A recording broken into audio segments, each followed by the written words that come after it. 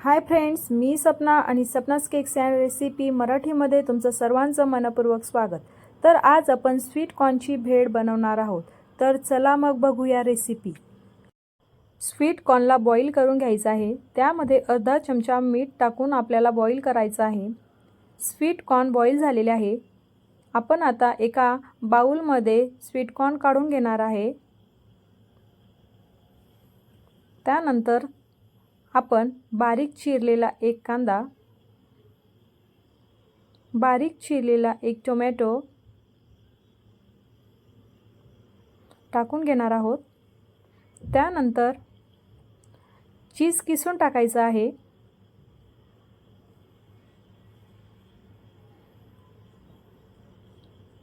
त्यानंतर बटर पण किसून टाकायचं आहे।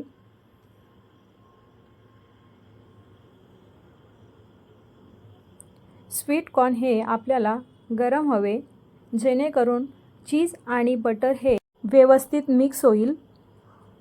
त्यानंतर आपल्याला पाव चम्मच मीठ घ्यायचं आहे। त्यानंतर आपल्याला मिक्सअप टाकायचं आहे। तुम्ही तुमच्या आवडीनुसार इन्ग्रेडियंट्स टाकू शकतात। मी इथे मिक्सअप घेतलेला आहे। त्यानंतर पाव चम्मच लाल मिर्च पावडर टाकायची आहे आणि हे सर्व मिश्रण एकत्र करायचं आहे।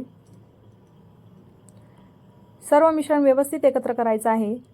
आता आपण हे मिश्रण एका बाउलमध्ये काढून घेणार आहोत आणि कोथिंबीर टाकून त्याला गार्निशिंग करणार आहोत। तर आपली इथे स्वीट कॉर्नची भेळ तयार आहे। तर तुम्ही स्वीट कॉर्नची भेळ नक्की ट्राय करून बघा। तुम्हाला माझी ही भेळ आवडली असेल तर प्लीज माझ्या व्हिडिओला लाईक, शेअर, सबस्क्राईब नक्की करा।